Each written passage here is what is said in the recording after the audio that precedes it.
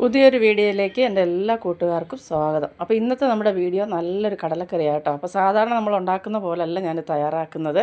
അപ്പോൾ അത് എങ്ങനെയാണെന്ന് നോക്കിയാലോ. അപ്പോൾ അതിനായിട്ട് ഞാനിവിടെ 2 സവാള നീളത്തിൽ അരിഞ്ഞ് വെച്ചിട്ടുണ്ട്.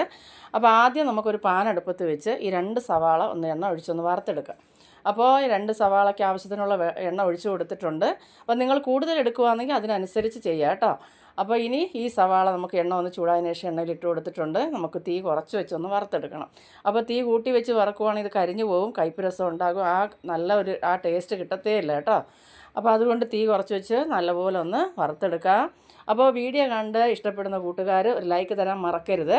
അതുപോലെ തന്നെ ഒരു ഹൈപ്പും തരിക. നിങ്ങളുടെ പ്രിയപ്പെട്ടവർക്കെല്ലാം ഒന്ന് ഷെയർ ചെയ്ത് കൊടുത്ത് എന്നെ സപ്പോർട്ട് ചെയ്യുക. ആദ്യമായിട്ട് ഈ ചാനൽ കാണുന്നവരാണെങ്കിൽ നിങ്ങൾ ചാനലൊന്ന് സബ്സ്ക്രൈബ് ചെയ്ത് തൊട്ടടുത്തുള്ള ബെൽ ബട്ടൺ ഒന്ന് അമർത്തി ഓൾ എന്നുള്ള ഒരു ഓപ്ഷൻ കൂടി കൊടുക്കുകയാണെങ്കിൽ ഞാനിടുന്ന എല്ലാ വീഡിയോയുടെയും നോട്ടിഫിക്കേഷന് അതാത് സമയം നിങ്ങൾക്ക് ലഭിക്കുന്നതായിരിക്കും. അപ്പോൾ ഞാനിപ്പോൾ നമ്മുടെ ഉള്ളിയെല്ലാം നല്ലപോലെ മൂത്ത് വന്നിട്ടുണ്ട്. ഇനി നമുക്കിത് പാത്രത്തിൽ നിന്ന് മാറ്റാം. ഈ എണ്ണ കളയൊന്നും വേണ്ട, ഇത് നമുക്ക് ആവശ്യമായിട്ടുണ്ട്.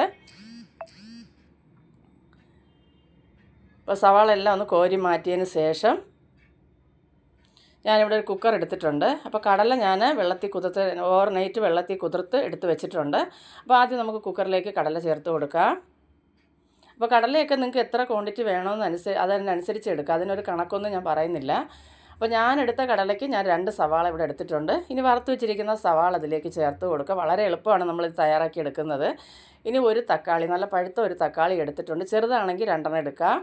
അതുപോലെ തന്നെ ഒരു 2 പച്ചമുളക് മുഴുവനായിട്ട് തന്നെ ഞാൻ ഇതിലേക്ക് ഇട്ട് കൊടുക്കുന്നുണ്ട്. ആവശ്യത്തിനുള്ള മഞ്ഞൾപ്പൊടി, ഒരു മുക്കാൽ ടീസ്പൂൺ മതിയാവും കാശ്മീരി മുളക് പൊടി എടുത്തിട്ടുണ്ട്. 1/4 ടീസ്പൂൺ എടുത്തിട്ടുണ്ട് മല്ലിപ്പൊടി.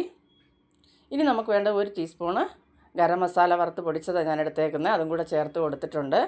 ഇനി നമുക്ക് ആവശ്യത്തിനുള്ള കസൂരി മേത്തിയും കൂടെ എടുത്തിട്ടുണ്ട്. അപ്പോൾ അത് ഇച്ചിരി ഏറെ വേണം നമുക്കിതിൽ ചേർത്ത് കൊടുക്കാനായിട്ട്.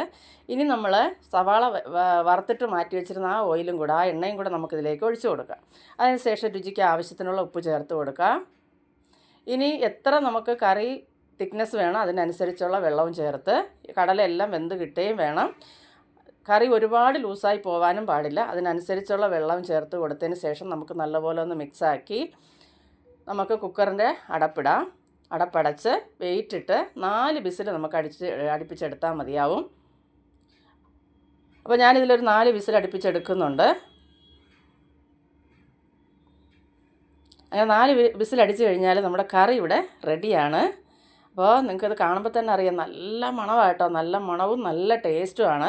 അപ്പോൾ നിങ്ങൾ ഒരിക്കലെങ്കിലും ഇതുപോലെ തയ്യാറാക്കിയിട്ടില്ലാത്തവരാണെങ്കിൽ ഇതൊന്ന് തയ്യാറാക്കി നോക്കുക. അപ്പോൾ ഇത് നമുക്ക് ചപ്പാത്തി, ഇടിയപ്പം, അപ്പം, അതുപോലെ തന്നെ പുട്ട്, എന്തിനു പറയുന്നത്, നമുക്ക് ചോറിൻ്റെ കൂടെ ഇത് കഴിക്കാം കേട്ടോ. നല്ല ടേസ്റ്റ്. നമ്മൾ ഈ കസ്തൂരി മേത്തിയൊക്കെ ഇടുന്നത് കൊണ്ട് നല്ലൊരു ടേസ്റ്റ് കിട്ടും. അപ്പോൾ ഇനി ഞാനിത് വീഡിയോയ്ക്ക് വേണ്ടിയിട്ട് ഒരു പാത്രത്തിലേക്ക് മാറ്റുക കേട്ടോ. അപ്പോൾ ഉറപ്പായിട്ട് നിങ്ങൾക്ക് ഇഷ്ടപ്പെടുമെന്ന് ഞാൻ കരുതുന്നു. എന്നെ സ്നേഹിക്കുന്ന എൻ്റെ എല്ലാ കൂട്ടുകാർക്കും ഒരുപാട് നന്ദി. അപ്പോൾ നിങ്ങൾ ഇതുവരെ എന്നെ സപ്പോർട്ട് ചെയ്തു, തുടർന്ന് എന്നെ സപ്പോർട്ട് ചെയ്തുകൊണ്ടേ ഇരിക്കുക. അപ്പോൾ ഇന്നലെ ചില പ്രത്യേക വയ്യാഴിയൊക്കെ ഉള്ളതുകൊണ്ട് എനിക്ക് വീഡിയോ ഇടാൻ പറ്റിയിട്ടില്ലായിരുന്നു. അപ്പോൾ എല്ലാ ദിവസവും വീഡിയോ ഇടണമെന്ന് ആഗ്രഹമുണ്ട്. അപ്പോൾ മനുഷ്യനല്ലേ.